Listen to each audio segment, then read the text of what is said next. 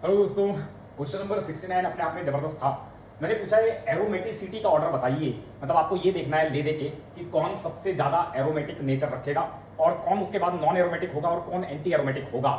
तो सिंपली कुछ नहीं करना था, आपको ये सिस्टम देखना है। 10 इलेक्ट्रॉन स्पीसीज है और 10 इलेक्ट्रॉन स्पीसीज में आपने ये ब्रिजिंग कर दी है। उसकी वजह से क्या होगा, अगर मान लीजिए ब्रिजिंग नहीं होती तो ये जो इंटरनल हाइड्रोजन होते ये एक दूसरे को स्टेरिक रिपल्सन लगाते, स्टेरिक कंजेशन करते और ये एक नॉन प्लेनर सिस्टम बन जाता और ये फिर नॉन एरोमेटिक होता। लेकिन इसी स्टेरिक कंजेशन को अवॉइड करने के लिए यहां पर हमने क्या कर दिया, ब्रिजिंग कर दी और फिर बहुत आसानी से ये 10 pi electron cyclic resonance conjugation में होंगे और 4n+2 पाई इलेक्ट्रॉन सिस्टम इसमें है, इसलिए ये एरोमेटिक हो जाएगा। कोई दिक्कत नहीं, एरोमेटिक है, जबरदस्त। लेकिन अगर इसकी बात करें दोस्तों तो यहां पर भी यही वाला सिस्टम यहां पर भी है, लेकिन साथ में इधर इधर बेंजीन रिंग लगे हैं। तो फिर आपको ये समझ में आ रहा होगा कि बेंजीन रिंग लगने से क्या ये ज्यादा एरोमेटिक हो गया या फिर कम एरोमेटिक हो गया। तो दोस्तों अगर मैं इसको अगर आप ध्यान से देखें तो इसमें ये वाली जो रिंग है ये तो बेंजीन रिंग है पूरी।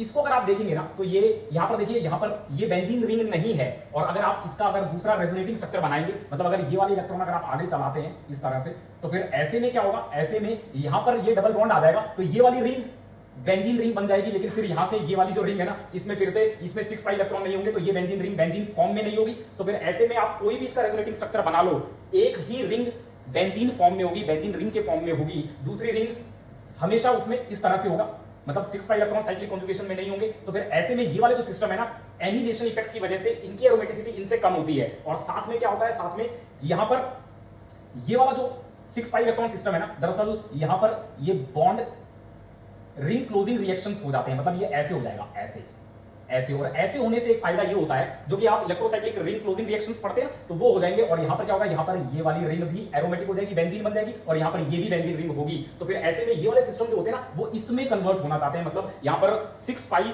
इलेक्ट्रोसाइक्लिक रिंग क्लोजिंग रिएक्शंस होंगे। एनिहिलेशन इफेक्ट की वजह से यहां पर इनकी एरोमेटिसिटी इनसे कम है, एरोमेटिक है लेकिन इनसे कम है, क्योंकि एनिहिलेशन इफेक्ट लग रहा है। साइमल्टेनियसली कोई ऐसा रेजोनेटिंग स्ट्रक्चर नहीं है जिसमें दोनों ही बेंजीन रिंग्स हो।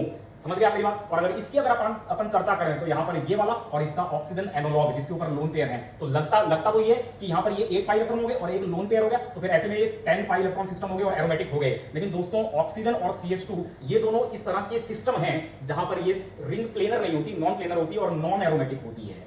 लेकिन अगर यहां पर अगर हम नाइट्रोजन लगा दें, NH लगा दें, तो फिर यहां पर ये lone pair cyclic resonance conjugation में पार्टिसिपेट करने लगता है और इसे 10 पाई इलेक्ट्रॉन एरोमेटिक सिस्टम बनाता है। लेकिन क्योंकि यहां तो CH2 या ऑक्सीजन है तो फिर ऐसे में ये नॉन एरोमेटिक हो गई, ये जबरदस्त एरोमेटिक हो गई। ए वाली जबरदस्त एरोमेटिक, बी वाली एनिहिलेशन इफेक्ट की वजह से थोड़ी कम एरोमेटिक और सी वाली नॉन एरोमेटिक। तो इसका ए वाला आंसर हो जाएगा।